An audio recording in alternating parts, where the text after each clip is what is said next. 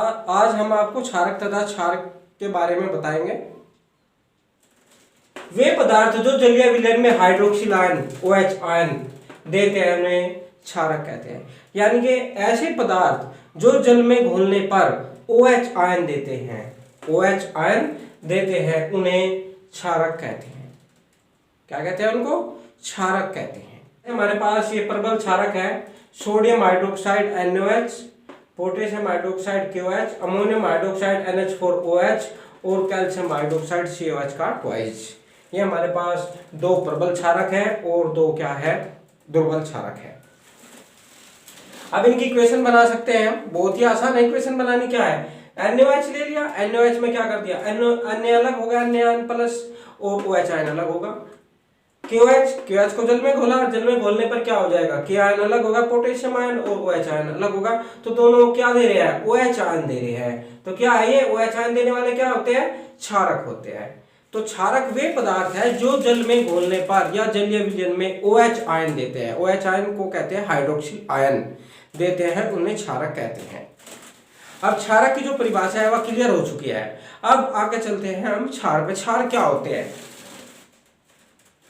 ये जो OH ion है, यानी कि जलीय विलयन में ये हाइड्रोक्सिल आयन भी जल योजित हो जाते हैं। जो हाइड्रोक्सिल आयन है ये भी जल योजित हो जाते हैं, जल के साथ मिक्स हो जाते हैं, जल के साथ घुल जाते हैं, या जल के साथ घुलकर कोई यौगिक बनाते हैं, यानी कि जिसमें हाइड्रोजन और ऑक्सीजन होता है। वे क्षारक जो जल में घुलनशील होते हैं, यानी कि जो क्षारक जल में घुल जाते हैं, जल में घुलनशील होते हैं, उन्हें क्षार कहते हैं। सभी क्षार क्षारक होते हैं पर सभी क्षारक क्षार नहीं होते। इसके लिए एग्जांपल दे सकते हैं हम। दो एग्जांपल है हमारे पास, आयरन हाइड्रोक्साइड और एल्युमिनियम हाइड्रोक्साइड का। याद रखना है, आयरन हाइड्रोक्साइड और एल्युमिनियम हाइड्रोक्साइड ये क्षारक है पर क्षार नहीं है। कैसे नहीं आए?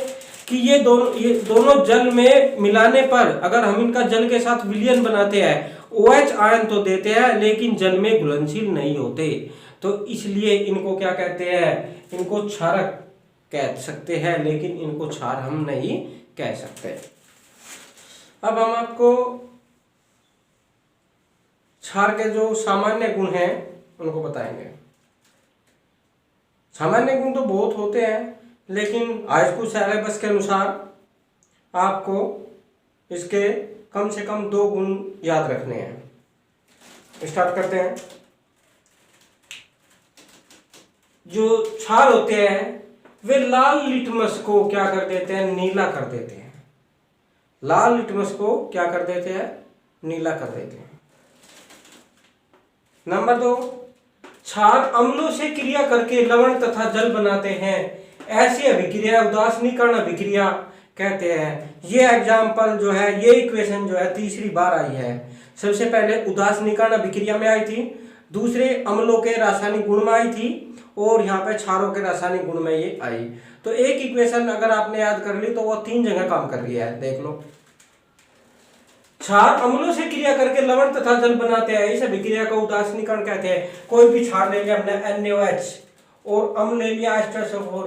हमने बताया था जो सल्फ्यूरिक अम्ल है वो धातु का सल्फेट बनाता है, धातु Na है, सोडियम सल्फेट बन गया लवण, और ये क्या होगा? हमारा जल बन गया। इसको हम बैलेंस भी कर सकते हैं। बैलेंस करना सीख लीजिए आप।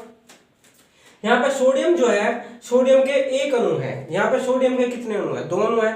हमने यहाँ पे 2 की मल्टीप्लाई कर दी, सोडियम के दोनों अणु क्या हो गए? इक्वल हो गए। इस साइड में भी सोडियम के 2 अणु है, इस साइड में भी सोडियम के 2 अणु है। अब क्या करते हैं? अब हाइड्रोजन को चेक करते हैं। हाइड्रोजन कितना होगा? 2a और 2a हाइड्रोजन 4 होगा। उधर का हाइड्रोजन 2 है, तो यहाँ पे हमने 2 की मल्टीप्लाई कर दी, हाइड्रोजन भी क्या हो गए? 4 हो गए। अब ऑक्सीजन को चेक करते हैं। ऑक्सीजन के यहाँ पे 2 अणु है, 2, और यहाँ पे कितने हैं? 4। 4 और 2 कितने अणु है? 6 अणु है। यहाँ देखते हैं 4 अणु ऑक्सीजन के यहाँ पे है और 2 अणु ऑक्सीजन के यहाँ पे, 6 अणु। तो इक्वेशन क्या हो गया? हमारी बैलेंस होगी। नेक्स्ट, इनका जो pH मान होता है वो 8 से 14 तक होता है।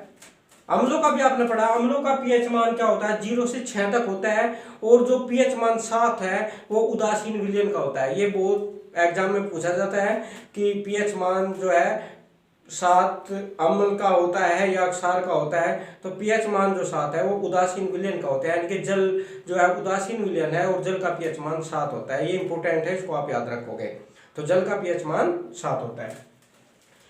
तो जो क्षार है उनका पीएच मान 8 से 14 तक होता है, और 8 से 14 तक जो इनकी प्रबलता है वह घटती जाती है। तो प्रबलता की भी तुलना हम पीएच मान के आधार पर कर सकते हैं। अगर पीएच मान क्या है, ज्यादा है तो क्या है, अधिक प्रबल है, और पीएच मान कम है तो कम प्रबल है। इनका स्वाद जो है तीखा और कड़वा होता है। जो क्षार होते हैं उनका स्वाद जो होता है वो तीखा और क्या होता है, कड़वा होता है।